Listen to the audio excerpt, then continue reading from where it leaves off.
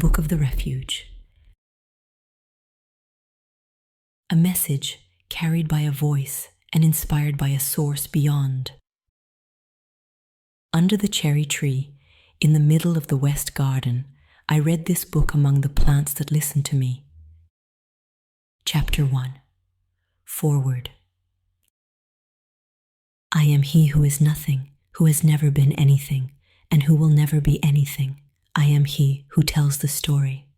In a world that has forgotten God, where words have lost their meaning, where technological progress accelerates without clear direction, where children are left to themselves and families are broken, it is time to remember. It is time to write what must be said and to transmit it to those who will come. This text is neither a holy book nor a manifesto. It is a message carried by a voice, mine, and inspired by a source beyond me. I am not a prophet. I am not a Messiah. I am a witness, a man, a father, a brother, a son. The words you will read here were dictated by necessity. They speak to your heart, to your soul, to what remains alive within you. They do not seek to convince nor to seduce. They simply are. You can welcome them, reject them, forget them. But if you choose to read them, do so with honesty. And if a single sentence resonates within you, then this book will have achieved its purpose. Welcome. Chapter 2.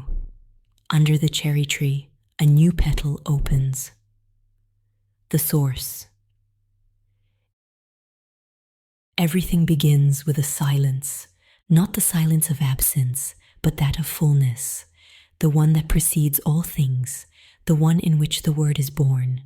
In this silence, something spoke, not with words, but with an evidence, an inner clarity stronger than all thoughts. I was there, and it was there, a whisper, a presence, an origin. It did not give me a name, but a direction. It did not give me a mission, but a memory that does not belong to me, and yet is mine. I drank from this source, and everything I have become flows from it. I cannot prove to you that this source exists. I can only tell you that it woke me up, and that since then I walk with it. Chapter 3. Under the cherry tree, the whisper becomes word. The language. Words are bridges, walkways between two worlds, but sometimes they collapse. They no longer say anything. They become empty shells, recycled, repeated, dead. Today, language is sick. It is traded, recovered, profaned. It no longer connects, it separates. We speak without listening. We write without reading. We affirm without understanding. And yet, words still hold power, an immense power. They can awaken, heal, gather. But for that, they must be re-enchanted, to give them flesh again, to give them breath again, to give them silence again. What you read here is not an intellectual construction.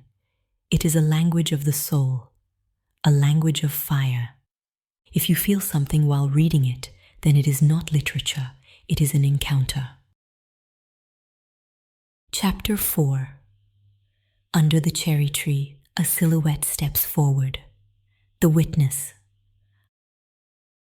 I did not come to teach. I did not come to correct. I did not come to dominate. I came to bear witness. There is something I have seen, something I have lived, something I carry. And if I write it today, it is not out of pride, nor to convince. It is because it burns within me, because I can no longer remain silent. To be a witness is not to be at the center. It is to be on the margin. It is to be the reflection, the mirror, the echo. A witness imposes nothing. He shows. He leaves free. I do not ask you to believe me. I just ask you to listen, not to me, but to what, through me, seeks to speak to you. Chapter 5. Under the cherry tree, a child awakens in the light. The child. I always knew there was something else, even when everything seemed normal, even when the world said, "This is reality." A part of me whispered, That's not all. This whisper was the child, the one I was, the one I still am. He saw what others did not see. He heard what adults no longer listened to. He did not understand violence, nor lies, nor indifference. He thirsted for truth, for justice, for love. He waited for a day when someone would say, "You are not crazy. You are not alone. You were right." This child still lives in me. He guides me. He reminds me who I am.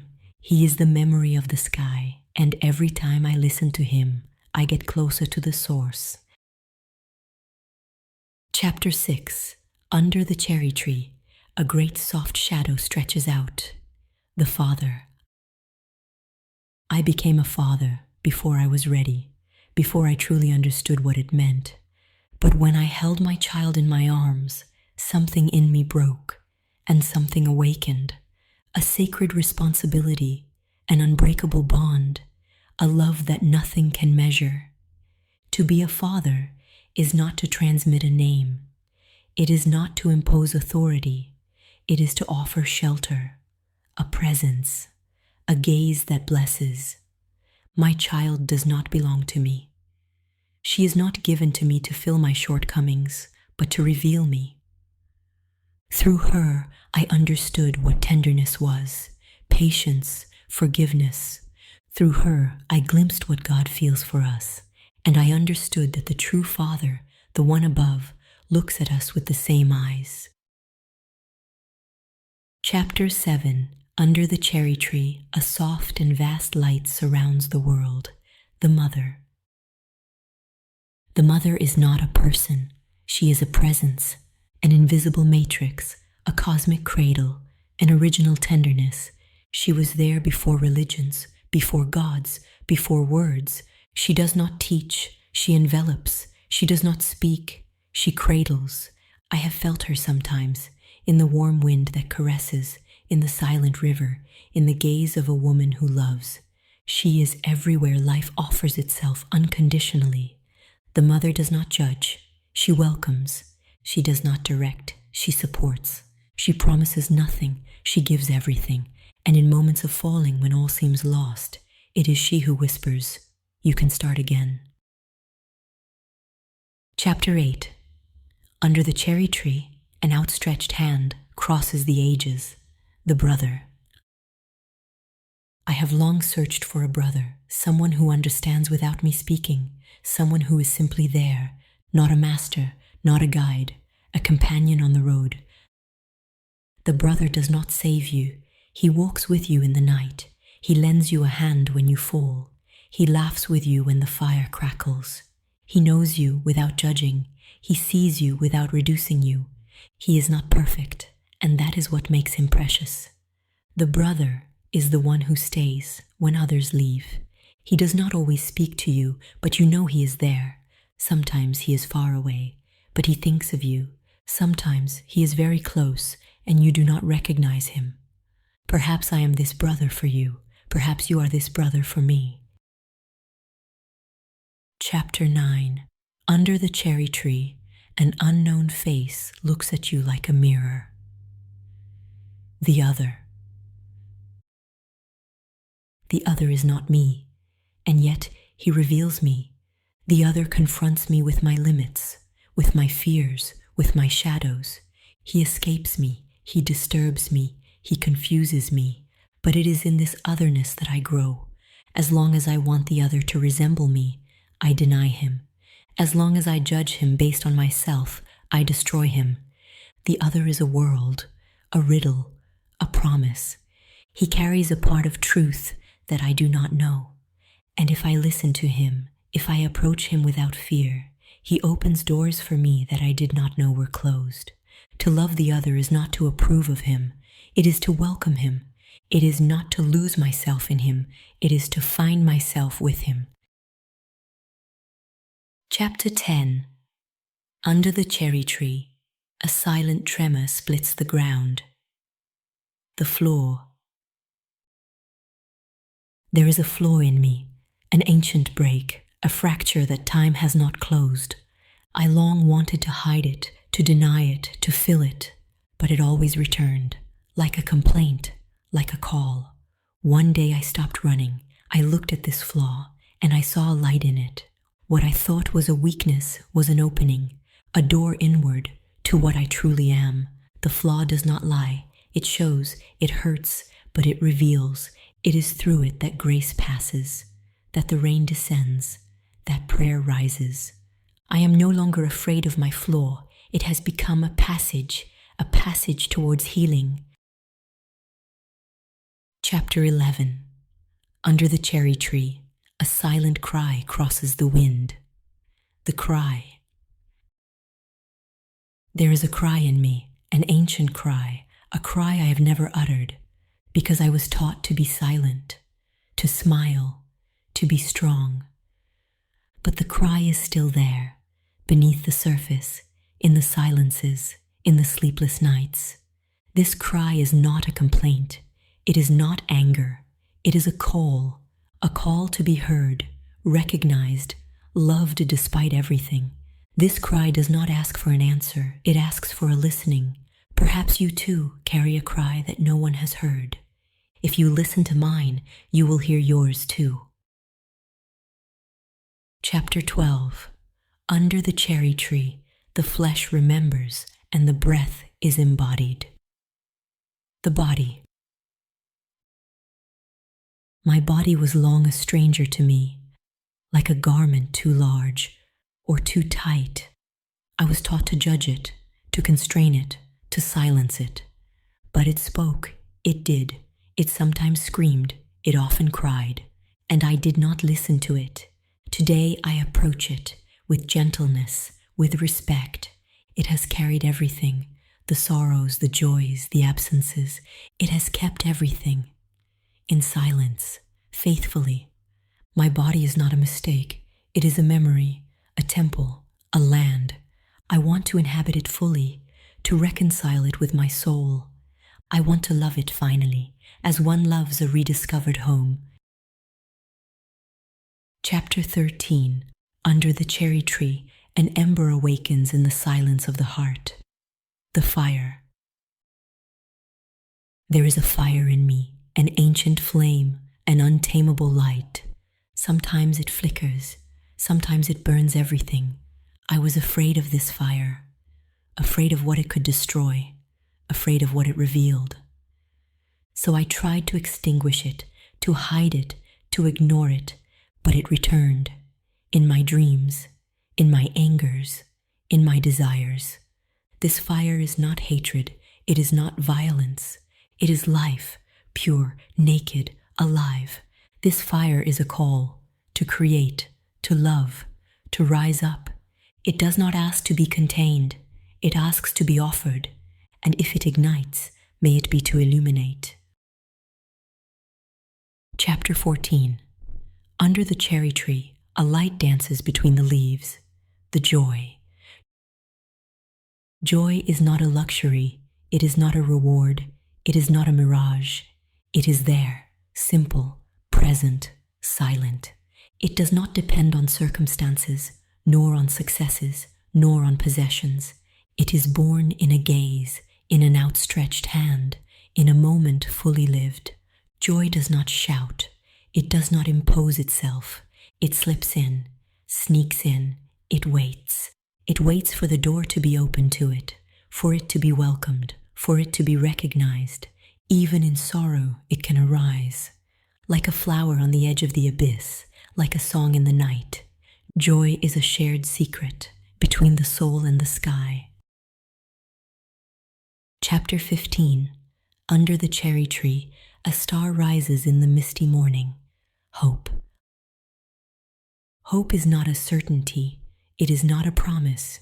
It is not knowledge. It is a choice, an act of faith, a movement of the soul. It does not deny the pain. It does not close its eyes. It looks at the shadow and seeks the light there. It does not shout victory. It whispers, perhaps. Hope is fragile.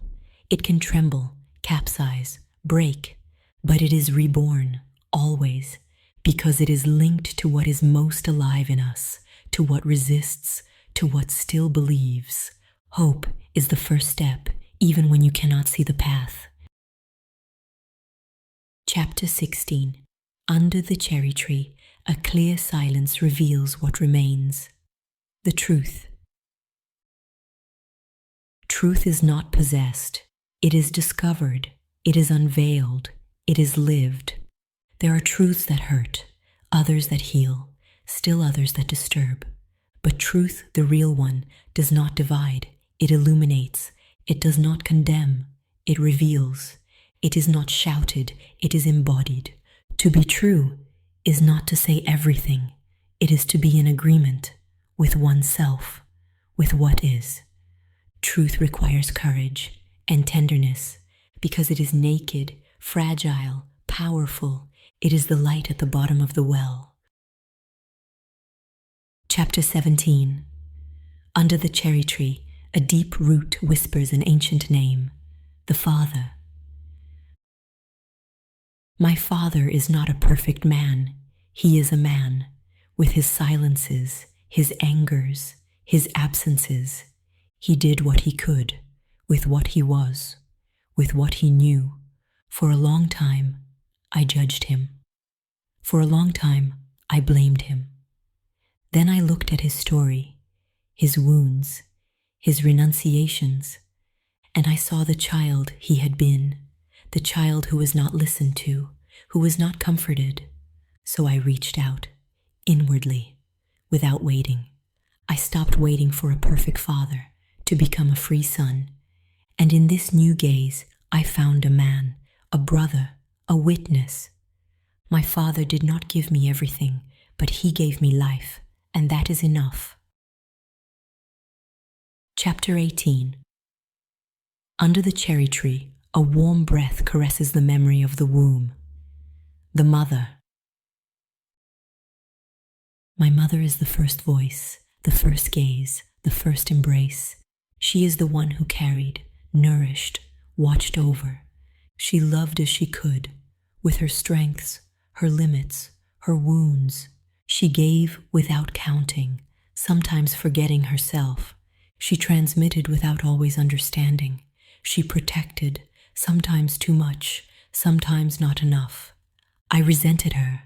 Then I saw her, woman, alive, fragile, immense, and in her eyes, I found the path back to love.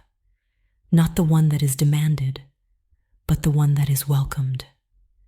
My mother did not save me, but she opened the door to the world for me, and that is already a miracle.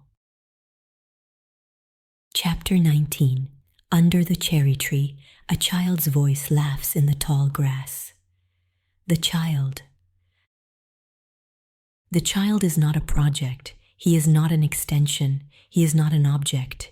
He is a mystery, a promise, a presence. He does not belong to us. He is entrusted to us for a time, for a path, for an encounter.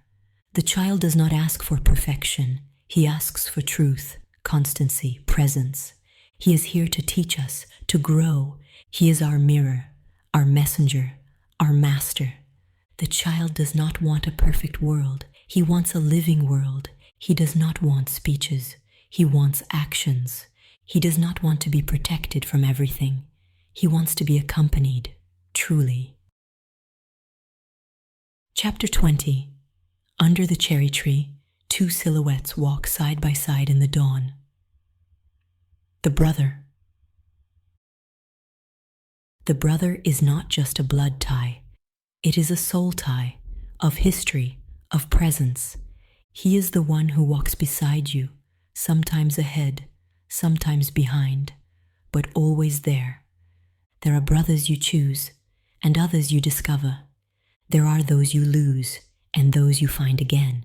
A brother is not always simple. There are tensions, silences, rivalries, but there is also forgiveness, support, the gaze that understands. A brother is a reminder that we are not alone, that we have a common history, a shared past, and sometimes a destiny to rebuild together. Chapter 21. Under the cherry tree, a light song dances in the light. The sister. The sister is a gentle presence, a discreet strength, a refuge. She is sometimes silence, sometimes a tornado, but always alive. She knows the folds of the soul. She senses what is not said. She guesses. With her, words do not always need to be spoken. A glance is enough, a breath, a sigh. The sister is not always of blood. Sometimes she is born of a friendship, of a shared moment, of a pain overcome. She is the other face of the bond, the one who comforts, who lifts up, who reminds of beauty. A sister is a star in the night, a flash of truth, a call to love. Chapter 22. Under the cherry tree, two voices cross and laugh together in the wind. The friend. The friend is a gift, a grace, an encounter. He does not need promises nor contracts. He is there, present, simply. The friend does not judge. He listens. He welcomes. He does not seek to change. He accompanies. He does not fill the void. He walks beside it. A friend is a mirror without distortion, a campfire in the night, an inhabited silence. He does not always shine, but he illuminates. He does not save, but he supports. He does not flee the shadows. He crosses them with you. A friend is a presence that says, "You are not alone." Chapter 23. Under the cherry tree, two hearts beat in unison in the evening silence. The couple. The couple is not a fusion, nor a possession. It is an alliance, a free pact, a dance for two, a mutual listening. The couple is two solitudes looking at each other, recognizing each other, taming each other. It is not the other who fills the void. It is the other who accompanies the crossing. The couple is not always passion. It is sometimes shadow, fatigue, doubt, but it is also fidelity, tenderness, support. It is a space to grow, to fall, to rise again. It is not a frozen dream. It is a living path. The couple is two beings who choose to walk together, day after day, in truth and love. Chapter 24. Under the cherry tree, a breath rises, vaster than words. Love. Love is not explained. It is lived. It is given. It is received. It is not logical, nor reasonable. It surpasses. It pierces. It transforms. Love does not seek to possess. It liberates. It does not judge. It welcomes. It does not condition. It embraces everything. Love is the fire at the center of the world, the heartbeat of God, the source. Without it, everything dies out. With it, everything is reborn. It is more than a feeling. It is a force, a presence, a truth. Love never dies, even wounded, even betrayed. It continues to shine. Love is what remains when everything else collapses. Chapter 25. Under the cherry tree, silence becomes song, and song, prayer, the silence. Silence is a demanding friend. It does not flatter, it reveals. In silence, one can no longer flee, nor hide. It lays everything bare. It is not empty, it is full, full of what is kept silent, of what is avoided, of what is hoped for. Silence is a mirror. It reflects what we are. It speaks to us without sound. Many flee it because they are afraid of themselves, but those who learn to listen to it discover another voice, an inner voice, a vaster voice. Silence is the space where God whispers, where truth is unveiled, where love breathes. It is the interval between two beats, the door between two worlds, the origin. Chapter 26. Under the cherry tree, the morning light illuminates what has always been, the truth. Truth is not imposed. It is unveiled. It is not an opinion, nor a belief. It is. It does not depend on the gaze of others, nor on trends, nor on time. Truth can disturb, shake up, frighten, but it liberates. It is not bought. It is not negotiated. It is sought. It is found. It is received. Truth is not a weapon. It is a light. It is not used to dominate, but to illuminate. He who truly loves the truth accepts to lose his illusions. He accepts to change, to die to his lies, to be reborn to what is true. Truth is not comfortable, but it is just, and it is through it that one becomes free. Chapter 27. Under the cherry tree, the leaves fall, and life continues. Death. Death is not an end, it is a passage. It frightens those who identify with their body, with their name, with their story. But the soul does not die, it continues its journey. Death is a severe mistress. It reminds us of the essential. It teaches humility. It destroys the illusion of control. It makes every moment precious, every gesture sacred, every gaze unique. Death teaches us to love, to forgive, to let go. It is not the enemy. It is the guardian of the threshold.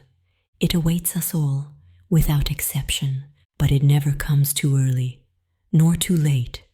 It comes when the time is right, and it opens a door. Chapter 28. Under the cherry tree, an ancient breath surrounds your heart. Here is the name that no one possesses: God. God is not an idea, nor an image, nor a word. He is being, the source, the mystery. No word can contain him. No religion can possess him. He is beyond everything, and yet closer than your breath. He is not an old man in the sky, nor an impersonal force. He is presence. He is not external to you. He is in you, with you, through you. God does not impose himself. He waits, he respects, he hopes. He does not judge like men. He sees beyond appearances. He is not limited by our categories. He is love, light, truth, and he loves you since forever, forever. Chapter 29. Under the cherry tree, at the dawn of all that begins. Here is the light that never goes out. Hope. Hope is not wishful thinking, nor an escape, nor naivety. It is a force, a light in the night. It does not deny the pain. It crosses it. It does not promise the absence of trials, but the presence of meaning. Hope does not rely on what is visible, but on what is true. It is the memory of the heart, the song of the ancients, the gaze of children. It never truly dies, even if it sometimes seems to go out, because it is reborn, always. Hope is the flame that nothing can extinguish, because it comes from further away and goes further. It is the silent promise that all this has meaning. Epilogue. The silence between words. Under the cherry tree, where words fade and give way to the silent song of the heart, you have read, you have crossed, you have accepted. This book was not knowledge, but an offering, not a fixed truth, but a mirror held up to your soul. Each chapter was a step, each word a seed, and if one of them has sprouted within you, then the goal is reached. You have not followed a prophet. You have not listened to a master.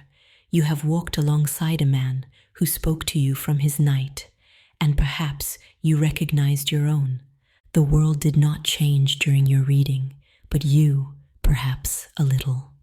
And that is enough, because that is how everything begins. When one awakens, the world trembles.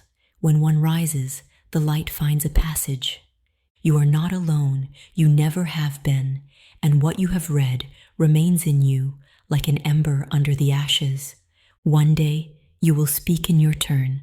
One day you will write, or you will live, simply but differently. And then, without even knowing it, you will become the bearer of the fire. The refuge is open. It will never completely close its doors again.